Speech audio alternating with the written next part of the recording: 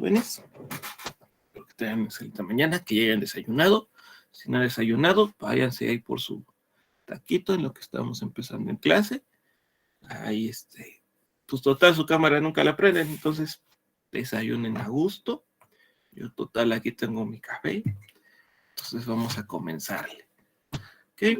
El tema de la semana es tabla periódica. Vamos a hablar sobre la tabla periódica. En este tema tenemos que revisar unas cuantas cositas para entender cómo es que está formada la tabla y cómo es que funciona. Yo sé que seguramente en la secundaria los pusieron a aprenderse la tabla periódica, tal vez no por asunto de pandemia, pero lo normal es que nos pongan a aprender la tabla. Y ese es un problema, porque no, ¿quién se la aprende? Pero bueno, hay unas cositas que se deben aprender, pero no es necesario que se aprendan toda la tabla. ¿Qué debemos empezar a ver ahorita? Debemos empezar a ver, les presento la pestaña, que es esta de aquí. Ahí está. Está a aparecer en pantalla una simulación de construcción de un átomo.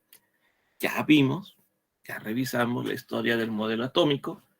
Entonces ahora ya sabemos que el átomo tiene protones, que aquí son estas bolitas como rojas, naranjas, no sé qué color la ven ustedes. Aquí hay neutrones, que son estas bolitas como grises. Y tenemos electrones, que son estas bolitas como azules. Si alguien aquí es daltónico, creo que va a ver todo rojizo. Entonces, o estas dos de aquí grises, depende de su nivel de daltonismo. Entonces tenemos eso. Los protones sabemos que van a tener una carga positiva. ¿Okay? De hecho, aquí me dice carga neta y luego se puso más uno. Y los protones normalmente tienen masa. O sea, todos aquí tienen masa. Los protones, los neutrones, electrones. Solamente que los electrones, les dije la otra vez la analogía de que era una cosa súper pequeñita. Los electrones eran muy pequeños, entonces su masa es apenas medible. Entonces muchos ni siquiera consideran la masa del electrón. Puede que en un elemento muy grande tengas tantos electrones que pues ya puedes considerar algo. Pero en realidad la masa de electrones es casi despreciable. Por eso aquí no dice número másico, marca 1 porque solamente estoy colocando un protón. Los neutrones, que son las bolitas grises que dijimos, los neutrones no van a tener carga. Simplemente no tienen carga. Sí van a tener masa. Entonces aquí se ven el número másico subió a 2. Ahí subió a 2. Entonces ahí está ocurriendo eso. ¿Okay? No tiene masa, pero observemos. ¿Para qué queremos un neutrón? Porque si tenemos más de un protón, que recuerden que tiene masa, y si recuerdan por ahí cuando han jugado con imanes, que si hay dos polos positivos, esos dos polos positivos se repelen. No puedes unir dos imanes por sus lados positivos o de sus lados negativos. Entonces, ¿por qué no se están separando sus protones? Porque aquí anda el neutrón, anda ahí haciendo un trabajo de cohesión, les ayuda a mantenerse unidos sin que se desbarate. Eso se le llama fuerza nuclear fuerte, que es una de las fuerzas universales más fuertes, vaya la redundancia, que existen. ¿Ok? La fuerza nuclear fuerte. Ok.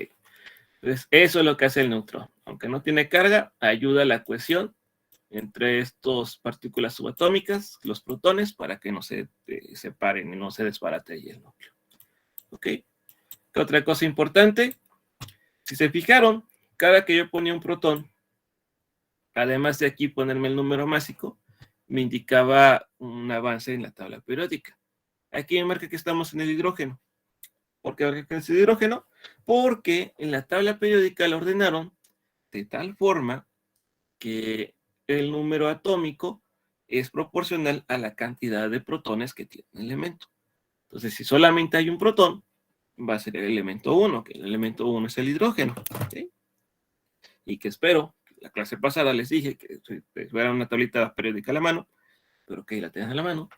Si yo pongo otro protón, vamos a pasar al siguiente paso de la tabla periódica, que sería el helio. ¿Okay? El helio es el elemento 2. Si yo le pongo otro protón, pues pasaría al tercer elemento, que es el litio. Le pongo otro más, ahí está. sería el cuarto elemento, que es berilio. Y aquí, se fijan, me está marcando que está inestable el átomo. ¿Y eso por qué? Pues porque les dije que tienen que haber neutrones ahí para que no se estén repeliendo los protones. Entonces hay que agregarles estos neutrones para que se estabilice. Y sigue sin estabilizarse. Y ya ahí está, 9.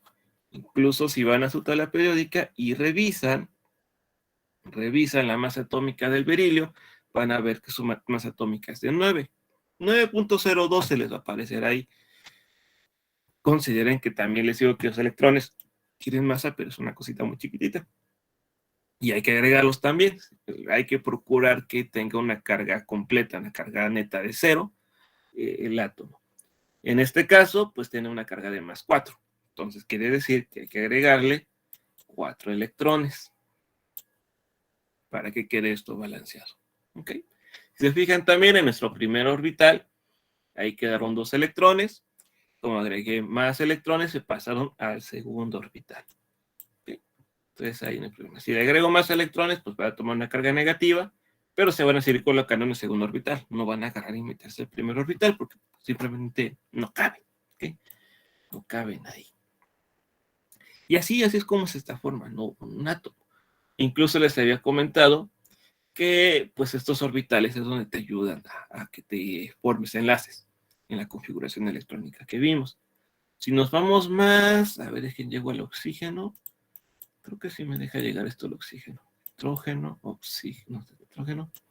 Ahí está oxígeno, celo estable. Si revisan su tabla periódica, el oxígeno va a tener una masa de como 16 casi, 15.99. Es casi 16. Si agregamos electrones, ahí está, 2, 3, 4 y 1 más. Ahí está. Te les digo, ahí va a quedar 2 espacios para que se unan 2 átomos o haga 2 enlaces. ¿Okay? Ahí ya checamos lo del agua, que es H2O. Son 2 hidrógenos. Aquí podría agregar el electrón de un hidrógeno, ya que el electrón de hidrógeno, y ya queda completa la molécula, y quedaría completo ese orbital, que es la regla del octeto, que tienen que haber 8 electrones en la última capa. Eso es lo que dice. ¿Okay? Eso lo vamos a ver en la siguiente clase, creo. Sí, las siguientes enlaces. Muy bien. Pues así es como funciona esto del modelo atómico. ¿Dudas hasta ahí? ¿Hasta ahí alguna duda? Porque déjenme regreso al carbono. Ahí está. En su tarea les puse que también tenían que hablar un poco sobre los isótopos. Yo esperaría que para este momento ya hubieran leído algo sobre los isótopos. Y ¿sí leyeron algo? No, es que todavía ayer revisé que estaba dando clase y solamente 12 habían entregado tarea y me fijé de qué grupo. Entonces, alguien que sepa qué onda con los isótopos, quiero que le tome un poquito a mi café, ya saben, se vale en el chat, se vale prender el micrófono. Alguien que me diga sobre los isótopos, que saben de ellos. Además, ser el equipo de béisbol de Springfield. ¿Saben de los isótopos? Oh, espérense, ustedes. Es que me mandan mensaje.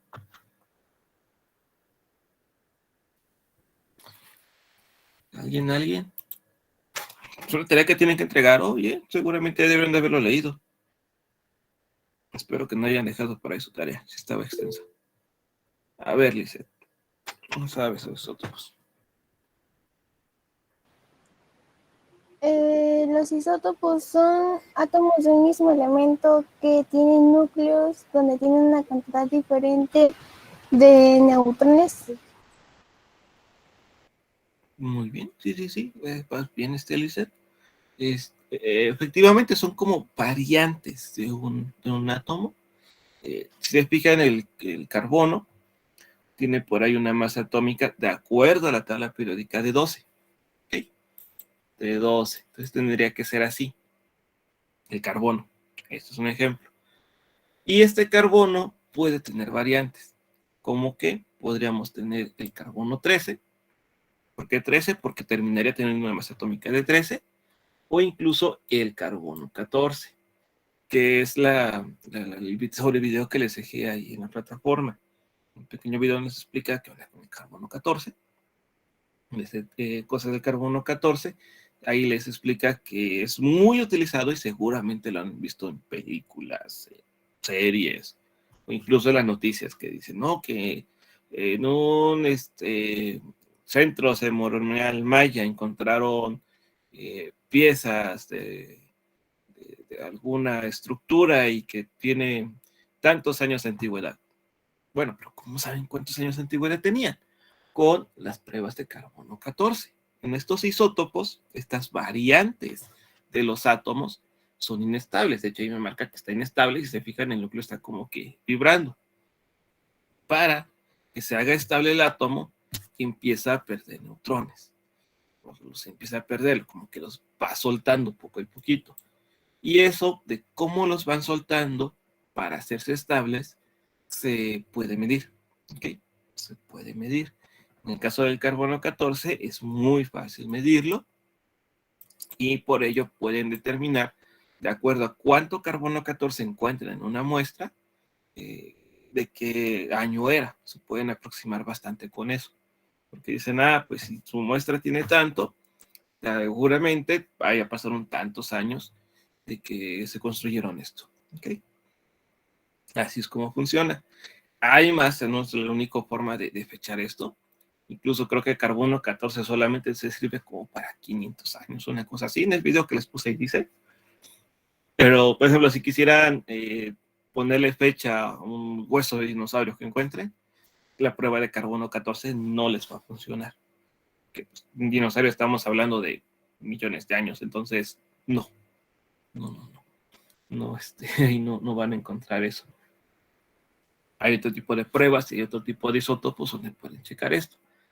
Aquí esta simulación no me deja llegar por ejemplo, el potasio, que es uno de los... No me deja llegar, hasta el potasio es uno de los elementos que tiene un isótopo de los que, bueno, personalmente se me hace más curioso, porque es el vivo ejemplo de que la radiación tiene muy mal fama, muy mala fama. Yo sé que si ustedes les dicen radiación, lo primero que van a pensar es que va a causar cáncer o que van a obtener poderes, como en cualquier película de Marvel. La realidad es que, pues, es más probable que te dé cáncer a que te den poderes, pero tenemos ese concepto de que la radiación la relacionamos luego con el cáncer, quemaduras, bombas nucleares, todo ese tipo de cosas. Pero la radiación es totalmente natural.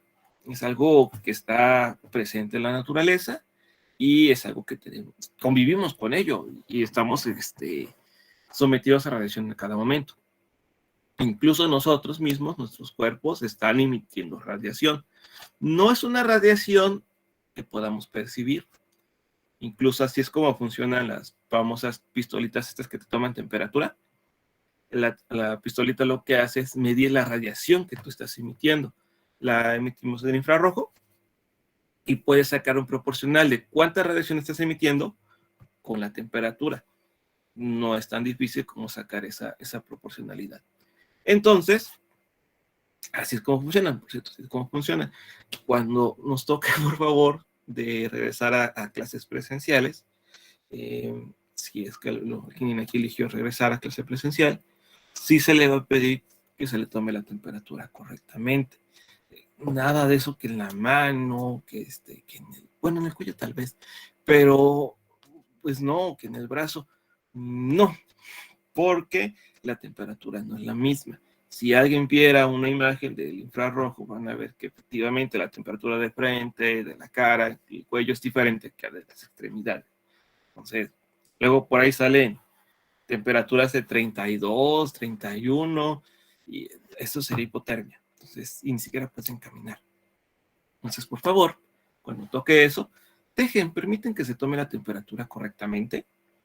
No hace nada. A mí me hace sorprendente que todavía hay gente que piensa que efectivamente que los termómetros infrarrojos matan neuronas y no sé qué tantas cosas raras.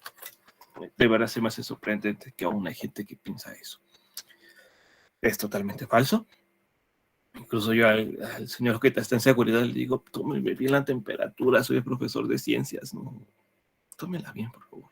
En esta parte de la mano, como que más o menos da la lectura bien, y eso más o menos, pero sería en esta partecita de aquí de la muñeca, ¿okay? Y es más o menos, no es tampoco tan exacto. Bueno, ¿qué más tenía que comentarles de esto? Ok, les decía, del potasio. ¿En qué alimento ustedes saben que encuentran el potasio así con ganas de que, uy, en la primaria me dicen come esto porque tiene potasio y no te van a dar calambres y sirve para los músculos y sería bueno desayunarlo porque tiene un montón de potasio? Yo sé que han escuchado eso del potasio. ¿Sí o no? A ver, Regina. ¿No sería el plátano? Exacto, No. Regina, el plátano. El plátano, pensé que se iban a tardar más, ya había agarrado mi café. Gracias, Regina. Efectivamente, el plátano. El plátano nos dicen siempre de que tiene mucho potasio y demás, y que hay que consumirlo.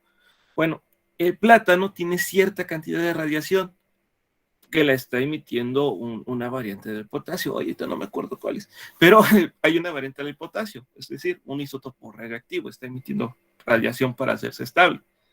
No es mucho, o sea, hasta donde yo sé, pues no, nadie se ha muerto o le ha dado cáncer por comer plátanos.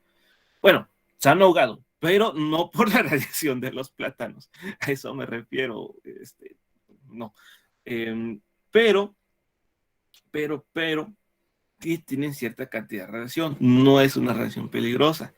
Tendrías que comerte toneladas de plátano para que la radiación que tienen te haga algo de daño. Pero, y son toneladas, no creo que puedas comerte más de 1 kilo en un día. Incluso en algunos lugares de aduanas, por ejemplo, aduanas donde hacen comercio, pasan mercancía de un país a otro, la revisan. A veces las aduanas tienen detectores de radiación para evitar que algún extraño loco se le ocurra andar pasando ahí material radioactivo para bombas o cosas así. Tienen detectores de radiación. A veces se activan cuando están pasando cargamentos de plátanos, pero te estoy hablando de cargamentos de plátanos, de que estás pasando 10 toneladas, 20 toneladas de plátano y se llegan a activar. Entonces, sí tiene cierta cantidad de radiación. Ya les digo, estamos sometidos todo el tiempo a varios tipos de radiación y no necesariamente les va a dar cáncer por eso. ¿Okay? Y hay muchos tipos, está el de los rayos X, rayos ultravioleta, están los rayos infrarrojos, que es clave del cuerpo. Entonces, por ahí va todo eso, todo eso, más o menos así funciona. ¿Okay? Bueno, ¿dudas esta parte de cómo se construye el átomo y lo que es un isótopo? ¿Dudas? ¿Tiene para avanzarle?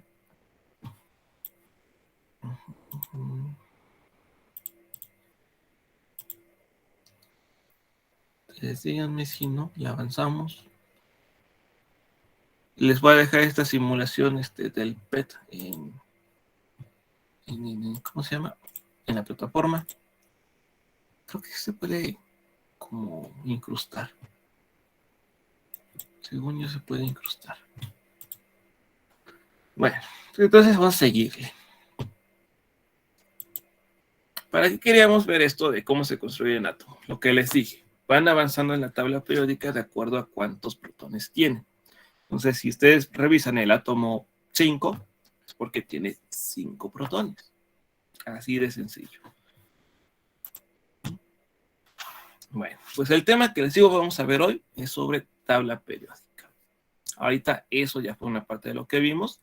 La cantidad de protones te va a ayudar a formar la tabla periódica. ¿Qué más? ¿Qué más te ayuda en el orden? El radio atómico. Esa es otra cosa. Entonces ya han acomodado que el radio atómico vaya de menor a mayor. La electronegatividad, que tiene que ver mucho con la afinidad electrónica. Energía de ionización, que ahorita vamos a repasar un poquito de eso. Y los electrones de valencia. ¿Okay? Todo eso vamos a hacer uno por uno, no se preocupen. No digan, caray, el profe ya luego está aquí. haciendo estas cosas. Un poco a poco vamos a verlos. Pero también hay que revisar un poquito de historia, de la tabla periódica. Siempre es bueno saber dónde vienen las cosas. Muy seguramente, muy seguramente, cuando estaban teniendo clase en la secundaria sobre esto, les platicaron un poco sobre Mendeleev. Sí, más hablaron de Mendeleev cuando vieron tabla periódica en la secundaria. ¿Les hablaron o no hablaron de eso? Que si vieron unos configuración electrónica, tal vez les hablaron de Mendeleev. Y digo tal vez porque pues clases a distancia y pandemia. Que no encontraba esto. Ok. ¿Vieron o no vieron a Mendeleev? Que les dijeron que él era tabla periódica, que se le ocurrió, que la estuvo ahí armando. Dmitri Mendeleev. Creo que era ruso. Bueno, pues parece que no les hablaron de Mendeleev. Bueno, ahí se le ocurre el asunto de la tabla periódica en 1869. Está haciendo el acomodo que actualmente estamos utilizando. A él fue el que se le ocurrió, lo estuvo acomodando y demás, puso 66 elementos que se conocían en ese momento. Notó que había ciertas propiedades que se repetían cada cierto número de elementos. Entonces fue acomodado en esa forma. Y dejó huequitos. Hay huequitos porque dijo, aquí no hay un elemento, pero si estoy viendo que se repiten algunas de las propiedades, tal vez, muy probablemente, ahí va a ir un elemento. Entonces sí, ahí estuvo dejando espacio para elementos que aún no se descubrían. Eventualmente después se descubrieron. Por ejemplo, aquí está entre el molibdeno y el rutenio. Aquí va el tecnecio. Y el tecnecio me parece que fue el primer elemento sintético que se formó. Entonces, en aquel momento, 1869, no había cómo hacer ese elemento, el tecnecio. Es muy útil, se utiliza para estas cosas de las resonancias magnéticas. Me parece que pues se lo utilizan. Ok. Bueno, es el tecnecio. Y dejó ahí espacio para más cosas, porque dijo muy seguramente va a haber espacio para más cosas. Pero la verdad es que este señor no fue el primero. El primero fue este señor, Alexandre Émile Beguyer de Chancocois, o algo así se pronuncia, era un tipo francés. ¿Okay? En 1862, 7 añitos antes, él propuso otra forma de acomodar la tabla periódica. Él le llamó la hélice telúrica.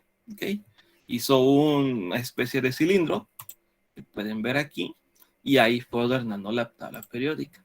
Poco a poquito él la estuvo ordenando, de acuerdo a esas propiedades que él notó. Y como qué propiedades notó él, lo que les dije ahorita, cada 8 elementos se estaba repitiendo algunas cosas.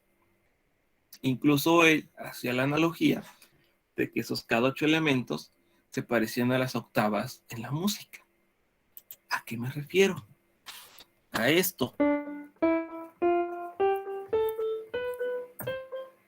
Cada 8 notas en el piano, ustedes reciben la misma otra vez con diferente tono. Entonces, esta analogía que vieron en la música, él la transportó a su hélice telúrica. Incluso si se fijan, ahí cómo quedó las notas compuestas en forma diagonal, es la misma forma en la que él aquí acomodó en la hélice telúrica. O sea, fue acomodando en forma diagonal. Okay. Ahí notó que había esa coincidencia.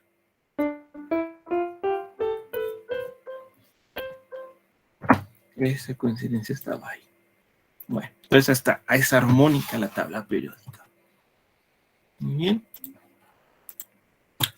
De tal forma que pues poco a poquito ya con lo que hizo este señor Mendeleev pues ya fue un poquito más adoptado. ¿Por qué lo de Alexander no pasó a más? Y de hecho nadie lo conoce. Bueno, sí hay gente que lo conoce, pero no bastante. Pues lo que le ha pasado a otros científicos que les he platicado, que no eran tan famosos. Aparte, este señor era geólogo y se puso a hacer algo de química.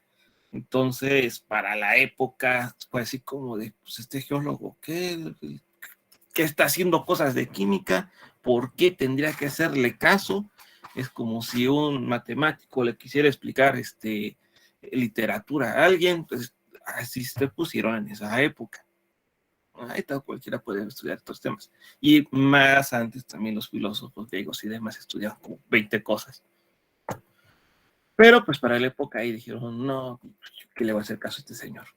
Por eso le hicieron más caso a Mendeley, que sí era químico y era más famoso. Y bueno, terminó construyéndose esta forma de la tabla periódica, donde ciertos grupos tienen también ciertas propiedades. ¿Sí?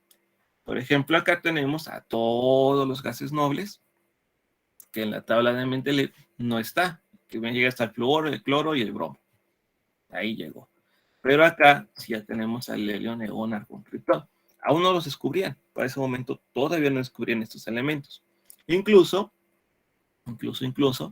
el helio, este elemento, que es un gas noble, y es el átomo número 2, elemento 2, fue descubierto fuera de la Tierra.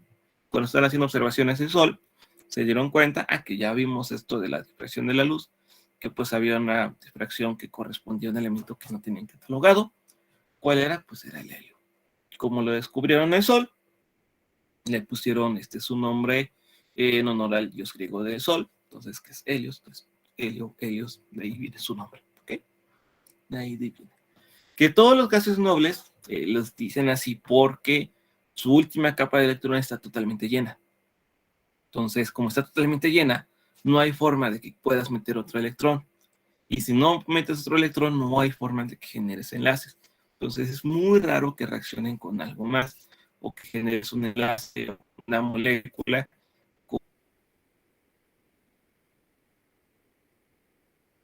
Vamos a ver poco a poco. ¿Dónde está? Está relacionado con la esta, no sé por qué esta luz. No me detecta ahorita. A ver, esperen. Más que se desconectó esta cosa. Bueno, la lámpara de plasma normalmente están rellenas de un gas. Para que se dé ese efecto del plasma, las rellenan de un gas. ¿Cuál es ese gas? En este caso, bueno, casi todas las lámparas de plasma lo que le ponen, según yo, es xenón. Ya aprendió. Según yo, es xenón. Y la intención es que se está ionizando, pasa una corriente eléctrica y lo ioniza. Entonces, por eso este tipo de elementos son muy utilizados en equipos que requieren ionizarse. ¿Okay? Hay más de un tipo de equipos que requieren ionizarse, sobre todo equipo científico, para resonancias magnéticas. Algunos detectores de tumores y cosas así utilizan mucho gases nobles, sobre todo helio, porque también tiene que estar frío. Entonces, el helio está subiendo mucho de precio, es muy complicado capturarlo y todavía nada más lo usamos la mayoría de las personas para globos en fiestas y demás, que te da esa también propiedad de hablar chistoso, pero no procure no comprar ya tantos globos de helio. Muchos tratamientos para cáncer o formas de detectar tumores utilizan helio. Entonces, tú andar comprando globos de helio, estás haciendo que le salga más caro el tratamiento de cáncer a una persona. Entonces, hay que bajarle un poquito. Yo sé que es divertido, yo lo sé, pero hay que bajarle. ¿Ok? Toda esta sección de acá son los halogenuros, el flúor, el cloro, el bromo, el yodo, que a diferencia de estos otros, tienen propiedades de unirse muy fácilmente a otras cosas. Incluso el flúor, yo creo que sí han escuchado, ¿de dónde han escuchado sobre el flúor? Utilizan un producto de flúor todos los días, espero que lo usen, al menos 3 veces al día, después de comer, antes de ir al baño, no, después de comer. Yo sé que hay un producto de flúor, ¿quién sabe qué producto de flúor utiliza todos los días?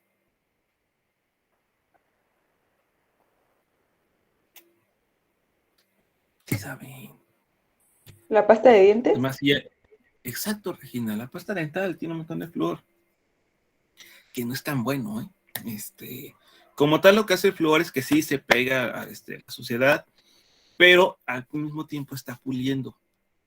Entonces, por eso te dicen que te dejes los dientes blancos, porque te está puliendo los dientes poco a poquito. Cosa que no nos dicen normalmente, pero sí lo que está haciendo, está puliendo los dientes. Dos motivos, les digo. Como que es muy afín a cosas, se le pega muy fácilmente a cosas. Todos los elementos de aquí se pegan muy fácilmente, hacen enlaces muy fácilmente. Entonces, incluso el flúor puede ser un problema. Sí, de hecho, problemas de contaminación por flúor hay varios. Incluso varias compañías que se dedican a esto de pastas dentales están optando poco a poco por otras opciones, que sí son un poquito más caras porque no son tan famosas. Seguramente han visto en la tienda, en la farmacia, que venden pastas de carbón activado. No es mala idea cambiar poco a poco el carbón activado. Si son buenas, igual limpia. A lo mejor no te deja los dientes blancos, porque en realidad los dientes no deberían de ser blancos. Les digo que son blancos porque los está puliendo. Pero no, o sea, el color del hueso es ligeramente amarillento. Y es más por estética social y cosas así. Pero es ligeramente amarillento los huesos, o sea, no son totalmente blancos. Entonces ahí está ese detalle. Pero sí, poco a poco están pasando a carbón activado, porque el flúor es muy reactivo y están empezando a darse problemas de contaminación. O el cloro, el cloro, yo sé que ahí el ejemplo más famoso que tenemos de una molécula de cloro es la sal, el cloro de sodio, que es este cloro de acá, que si obtuvieran el cloro solo, es un gas altamente tóxico, porque se pega muy fácilmente a los pulmones y les va a causar varios problemas. Y el sodio, que lo tenemos de este lado de acá de la tabla, en esta otra columna, es un metal. Bueno, cuando tienen el sodio de forma metálica, es muy, muy, muy reactivo con el agua. Igual que todos estos de aquí, el litio, el sodio, el potasio, todos esos, si los tuvieran en su forma pura, son muy reactivos con el agua. Igual en la plataforma les voy a dejar un videito, que ahorita voy a buscar, de cómo reacciona esto. Hay gente que si tú tienes una barra de sodio y la avientas en una alberca, que da una explosión, pero grande. O sea, se liberan bastante energía, se da una explosión grande. Entonces, todos estos de aquí tienen esa propiedad de que son muy reactivos con el agua. Todos estos. El hidrógeno, sí, también más o menos. Les digo que hay un montón de casos es que no cumplen las reglas en cuanto a química. ¿Okay? Entonces el hidrógeno es un que luego no cumplen las reglas. Todos estos son metales, conducen electricidad y demás. Pero bueno, ahí podemos ver propiedades poco a poquito y ahí luego lo revisamos. ¿Okay? De estos elementos, 98 sí se encuentran en la naturaleza. O sea, es totalmente. Lo que nos deja a 20 que son sintéticos. Llegamos actualmente a la tabla periódica número 118, que le llaman organesón. Me parece que es en conmemoración de un científico ruso, no me acuerdo su nombre, pero es conmemorativo ahí. Pero ahí no acaba la tabla, o sea, al menos teóricamente, ¿ok? Teóricamente ahí no acaba la tabla. ¿Por qué? Porque de hecho aquí marca Feynmanium, Richard Feynman, este señor, calculó, de acuerdo a la teoría de la relatividad de Einstein, dijo, ok, sí, en teoría deberíamos de poder llegar más lejos de la tabla periódica, pero ¿qué tanto? Él dijo, pues hasta que los electrones lleguen a la velocidad de la luz. Resulta que ustedes cuando tienen un átomo muy grande, pues el núcleo va a ser también más grande. Y si el núcleo es más grande, los electrones, para que terminen de dar sus giros y estén ahí orbitando, tendrían que aproximarse a la velocidad de la luz. Entonces Feynman logró calcular que en el elemento 137 es cuando pasaría esto, cuando los electrones estarían llegando a la velocidad de la luz. En el 138 ya debería ir más rápido. Entonces 138 en teoría no debería de existir. Ya está el 137, aunque no se ha descubierto, ya tiene nombre. Cuando se le descubra van a decir, ok, oficialmente ya encontramos el Feynman. Le pusieron así nombre en honor a Feynman, que logró determinar cómo sería. Y hay gente que ha dicho que no, que el cálculo de Feynman está mal, que debe ser en 1973, pero pues ahora sí que hasta que alguien lo haga lo averiguaremos. ¿Okay? Entonces lo averiguaremos, quizá, tal vez alguno de ustedes lo averigua. Ok, esto es algo más de cómo se formó la tabla. En un inicio, De hecho, aquí fue una científica, ¿no? Pues, ella fue la que tuvo revisar los átomos en el universo. Entonces fue la que se dio cuenta de que el hidrógeno era el átomo más abundante.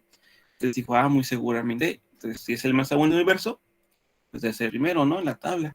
Y después vio que el helio era el segundo más abundante. Y pues estaba coincidiendo. El detalle fue que litio, berilio, oro, carbón, nitrógeno ya no coincidía en abundancia. El tercero más abundante es el oxígeno y es el átomo, el elemento número 6. Entonces, ahí sí ya no coincidió esto. ¿Por qué pasa? No están de todos seguros, pero sí se sabe que estos dos elementos, hidrógeno y helio, la mayoría de estos elementos cuando se formaron fueron en los primeros minutos del Big Bang, de acuerdo a los cálculos que se han hecho.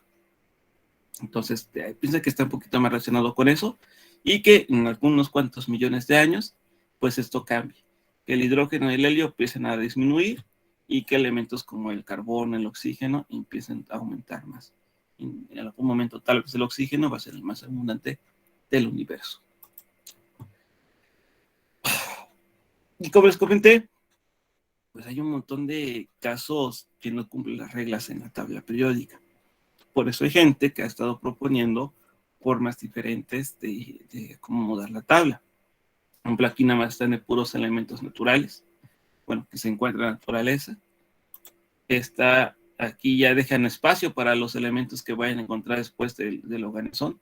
Es para el 119, para el 120, requieren los superactínidos, los disparan por lantánidos, los metales de transición, y bueno, aquí están por colores, algunos de los elementos. ¿Qué más han visto aquí? Bueno, uno de sus compañeros pues estábamos en presenciales, me dijo que eso parecía un guajolote. Yo no le he hallado al momento la forma de guajolote, pero pues él decía que parecía un guajolote esto. Hay otras formas, la cilíndrica, que alguien quiso retomarlo de este tipo francés.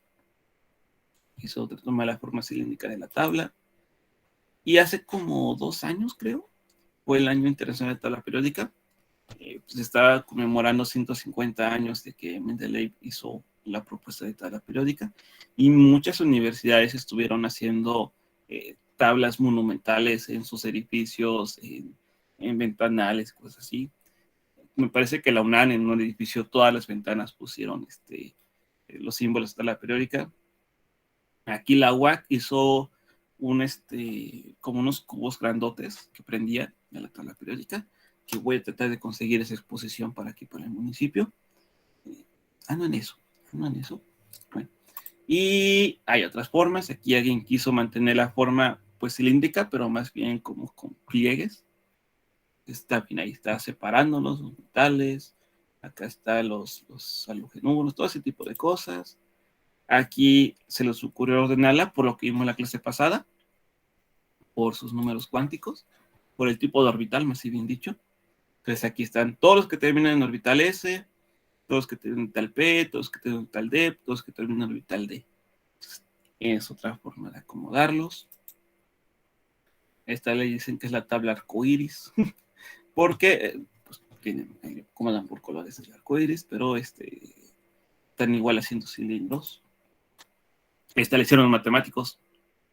Dijeron, pues podemos ver cómo se relacionan los átomos entre sí y ordenar la tabla periódica de esa forma. Entonces, hay un montón de formas de ordenar la tabla, hay bastantes, pero se ha sido por esto, porque en realidad esta tabla, la que estuvimos viendo acá,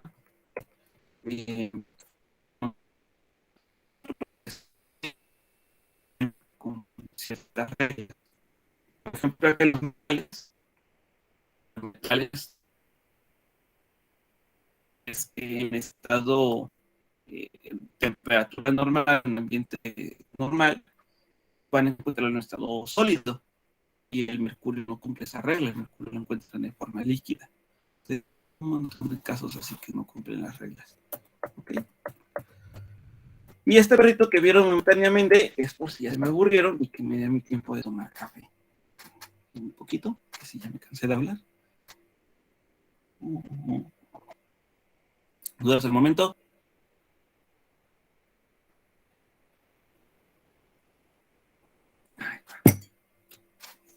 ¿Me dio hace un momento? Ok. No. Bueno, les dije que una forma de acomodar la tabla era por el radioatómico. Les digo, hay ciertas excepciones. ¿Qué quiere decir esto?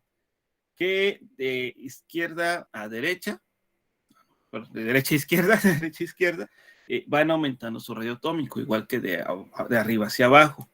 ¿Qué quiere decir eso? Que en teoría, el francio debería ser el átomo con mayor radioatómico. En teoría, ¿okay?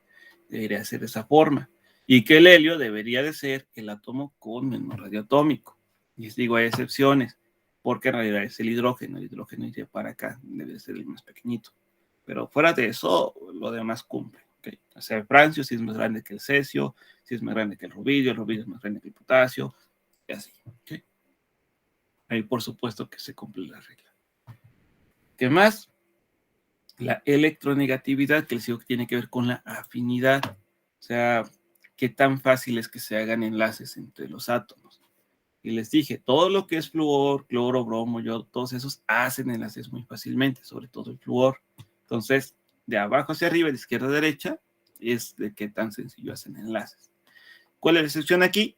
Todos los gases nobles, porque ya quedamos que esos no van a hacer enlaces. ¿Por qué? Porque ya están sus orbitales totalmente llenos.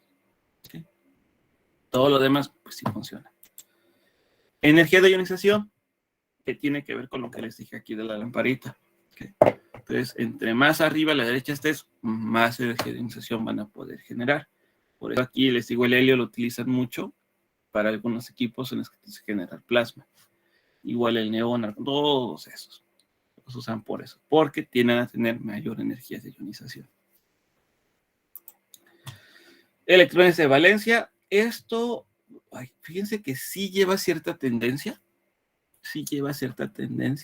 nada más que cuando llegan a esta parte de los metales que están aquí en amarillo, se llama un relajo, porque sí, o sea, si te vas el hidrógeno, el helio, van aumentando poco a poco, paulatinamente los de valencia, y sus números y cuántos son, pero cuando llegan a los metales, hay unos elementos que tienen 5 y de repente nada más tienes 2, entonces ahí varía bastante. Entonces, de valencia en metales. Entonces ahí es la excepción, ahí en metales. Hay más formas de acomodar la tabla, aquí nos ponen por grupos. Entonces, grupo B justamente son estos metales que les digo que luego varían un montón. Y grupo A ponen todo lo demás. O simplemente metales y no metales, pero sería muy sencillo. ¿Sí? Y esto a mí se me hace bien importante hacerle énfasis, aunque ya sé que a ustedes casi no les gusta que les ponga cosas en inglés. Yo sé que no les gusta, pero bueno, allí está. ¿Qué dice? Mendeleev inventa la tabla periódica para que las personas no tengan que memorizarla, sus propiedades en los elementos. Y es verdad, la mayoría de los profesores de química les piden a los estudiantes que memoricen la tabla periódica. Entonces, Mendeleev se queda así de, pues, ¿para qué la hice? Y sí, no es necesario aprendérsela. Yo no me la sé. Ya acabé una maestría donde aprendí un montón de química y yo no me sé la tabla periódica. Sí terminas aprendiéndote varias cosas con las que estás trabajando. Por ejemplo, yo trabajaba mucho con elementos que tenían carbono, oxígeno, nitrógeno, azufre. Tal vez fósforo, por ahí de repente salía uno, algunos con cloro, muchos con sodio, con magnesio. Todo lo que es magnesio, calcio, déjenme poner de nuevo la tabla. Todo lo que es magnesio y calcio se utilizan mucho en cosas biológicas. Pero, por ejemplo, tenía profesores que trabajaban mucho con el neodimio, el praseodimio, europio, que yo, pues no, porque son tierras raras. Pero gente que trabajaba con microprocesadores, cosas así, sí los estaban revisando. Entonces, terminas aprendiéndote lo que usas. Es lo que terminas aprendiendo. Pero sí, si de repente me decían, oye, Enrique, fíjate que este compuesto tiene algo de selenio. A lo mejor yo no me sé el número atómico de selenio, no me sé su masa atómica, pero sí sé que está del lado derecho, ahí cerquita del azufre y del bromo. Entonces, digo, por acá está. Y me doy una idea de sus propiedades. ¿Ok? Eso es lo que sí te debe servir la tabla periódica, que te des una idea de las propiedades o dónde está en la tabla en cuanto tú escuchas un nombre. Dices, está por acá, y si está por acá debe tener ciertas propiedades. Que si estoy trabajando pesando potasio, acá potasio, y voy a pesar potasio puro, pues yo me acuerdo, el potasio está de este lado, está bajito de sodio, muy seguramente es muy reactivo con el agua. Voy a tener cuidado. Tenga poca humedad. Es potasio puro. El potasio ya cuando está, por ejemplo, que genera tanta reactividad. Pero si fuera potasio puro, potasio puro, sí diría, no, pues voy a venderlo con poca humedad porque no quiero que me explote en la cara eso. ¿Okay? Entonces son cositas ahí que para eso te sirve, para que te des una idea de qué propiedades tiene de acuerdo en dónde está. Si yo no les voy a ver que se aprendan la tabla periódica, no, es muy difícil que se la aprendan. Muy, muy difícil. Es innecesario. O sea, tener profesores, investigadores, nivel 3 es el máximo. Si de repente le preguntas, no, ¿cuál es el número atómico del osmio? Ni en cuenta. ¿A poco del osmio existe? No. Se prenden unos los que utilizan más. ¿Ok?